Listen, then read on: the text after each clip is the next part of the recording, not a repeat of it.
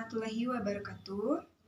Baik, hari ini Ibu akan menjelaskan materi tentang mengelola wakaf dengan penuh amanah. Nah, apa sih wakaf dan apa sih amanah? Nah, wakaf adalah berasal dari bahasa Arab yang artinya yaitu mencegah atau menahan. Nah, mencegah atau menahan di sini adalah mencegah untuk menjual, untuk mewariskan atau untuk menghadiahkan. Nah, di sini kan wakaf itu tentang harta atau tentang sebidang tanah yang ingin kita wakafkan kepada orang yang membutuhkan atau untuk dimanfaatkan hasilnya untuk orang banyak atau untuk kepentingan orang banyak.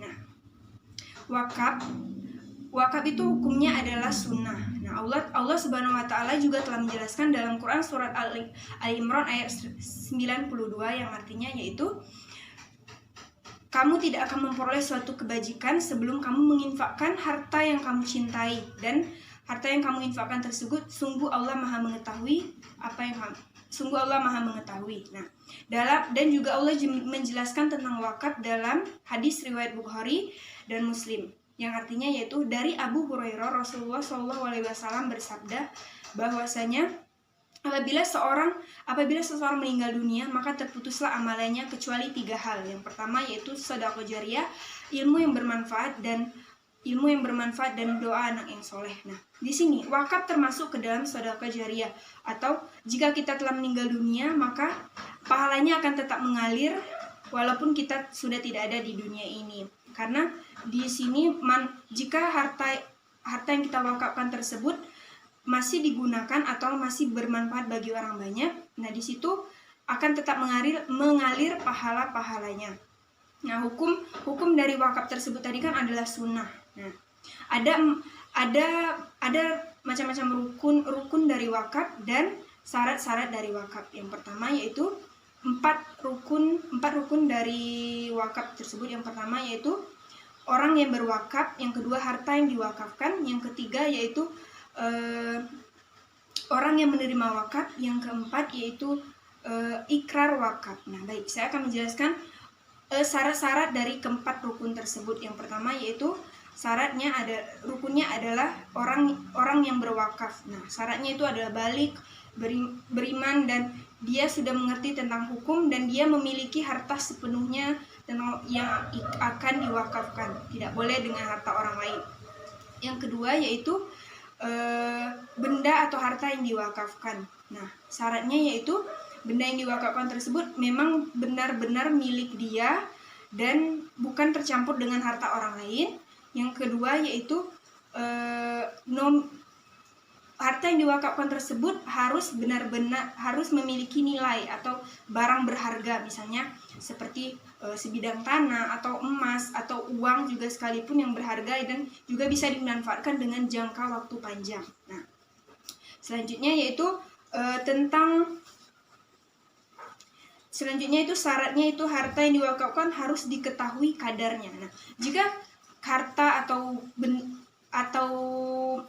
yang ingin diwakafkan ini kadarnya kita tidak ketahui, maka ini tidak sah jika kita ingin berwakaf, karena ini sangat penting sekali. Kadarnya harus diketahui, misalnya sebidang tanah itu panjangnya berapa atau luasnya berapa. Misalnya ingin mewakafkan emas atau uang, jumlah dan nominalnya itu harus jelas agar nantinya mudah untuk dikelola. Yang selanjutnya yaitu harta itu harus berdiri sendiri. Nah, berdiri sendiri di sini adalah bahwasanya ini tidak tercampur dengan harta orang lain, atau misalnya kita itu adalah harta warisan. Nah, di sana ada saudara kita juga yang memiliki harta tersebut. Di sana masih ada milik saudara kita. Itu tidak boleh kita wakafkan karena masih ada harta orang lain, bukan sepenuhnya milik kita. Nah, selanjutnya yaitu rukunnya tadi yang ketiga yaitu orang yang menerima wakaf. Nah, yang keempat yaitu ikrar wakaf. Syarat-syarat dari ikrar wakaf yang pertama yaitu mengucapkannya itu harus dengan segera direalisasikan. Maksudnya segera direalisasikan itu adalah jika kita sudah berniat untuk mewakafkan bahwa memang kita benar-benar langsung memberikan apa yang kita ingin wakafkan tersebut kepada yang penerima wakaf. Yang kedua yaitu ucapan itu bersifat pasti. Nah, bersifat pasti itu artinya yaitu bahwasanya kita mewakafkan tersebut memang ada benar-benar buktinya. Saya ingin berwakaf, kita bilang seperti itu kepada yang mengelola wakaf kan. Saya ingin berwakaf. Nah, ini ada sebidang tanah yang ingin saya wakafkan agar bermanfaat untuk orang banyak. Nah, itu kan ucapannya itu pasti dan ada buktinya seperti itu. Yang ketiga yaitu ucapan tidak diikuti oleh syarat yang membatalkan. Nah, maksudnya yang tidak membatalkan yaitu misalnya kita mewakafkan sebidang tanah, misalnya sebidang sawah misalnya untuk kepentingan masyarakat kan. Nah, tapi ada syarat yang bisa membatalkan. Tapi jika nanti sebidang tanah itu tidak menghasilkan, tidak bisa dimanfaatkan, saya akan mengambil kembali. Atau misalnya jika nanti padi atau beras mahal, saya akan mengambil tanah itu lagi, itu tidak boleh. Karena harta wakaf tersebut adalah harta yang apabila telah kita berikan atau kita berikan kepada yang pengelola wakaf, itu kita tidak boleh mengambilnya kembali. Nah, itu tadi rukun dan syarat dari wakaf. Oke, selanjutnya yaitu prinsip-prinsip pengelolaan wakaf. Wakaf ini dikelola, prinsip wakaf diharapkan mampu mempengaruhi kehidupan masyarakat, misalnya bisa memajukan ekonomi masyarakat. Nah, memajukan ekonomi dan mensejahterakan masyarakat yang membutuhkan di desa tersebut atau di daerah tersebut.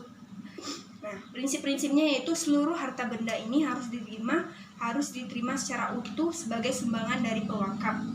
Nah, yang kedua yaitu wakaf dilakukan dengan tanpa batas waktu. Maksudnya tanpa batas waktu seperti yang saya jelaskan tadi, misalnya kita mewakafkan sebidang tanah. Nah, maka jika nanti ada batas waktu yang kita tentukan kan, jika sawah itu menghasilkan, kita akan mengambilnya kembali, itu tidak boleh. Karena jika kita telah berwakaf, kita tidak boleh mengambil kembali atau menarik kembali harta yang telah kita wakafkan, karena itu termasuk ke dalam seperti kita mengambil lagi harta yang bukan punya kita, seperti itu. Karena jika kita berwakaf, itu kita benar-benar telah memberikan secara ikhlas untuk dikelola dengan baik untuk membantu perekonomian masyarakat. Nah, selanjutnya yaitu wakif mempunyai kebebasan memilih tujuan-tujuan. Nah, tujuannya itu maksudnya dia bebas memilih tujuan-tujuan dia berwakaf itu, misalnya untuk membangun sebuah jalan, atau dia berwakafkan sebidang tanahnya untuk dibuatkan panti asuhan atau rumah sakit untuk kepentingan masyarakat yang membutuhkan atau masyarakat di sekitarnya untuk diambil manfaatnya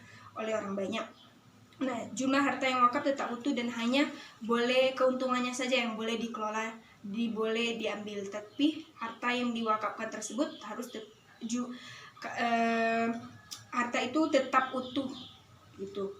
Nah, itu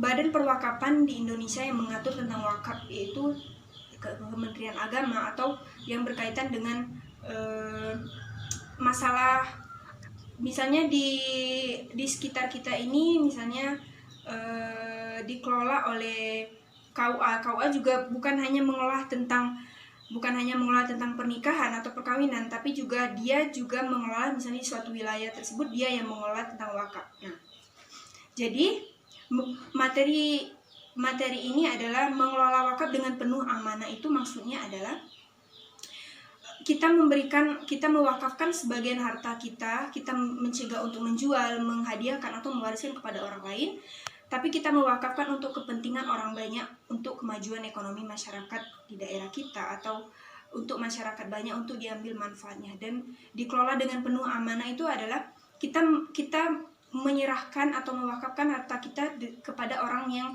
kepada badan atau yang benar-benar bisa dipercaya dalam mengelola wakaf, yaitu yang saya sebutkan tadi, bahwa KUA atau Kementerian Agama itu bahwa mereka telah terpercaya untuk mengelola wakaf dengan penuh amanah. Sekian yang bisa Ibu sampaikan. Wassalamualaikum warahmatullahi wabarakatuh.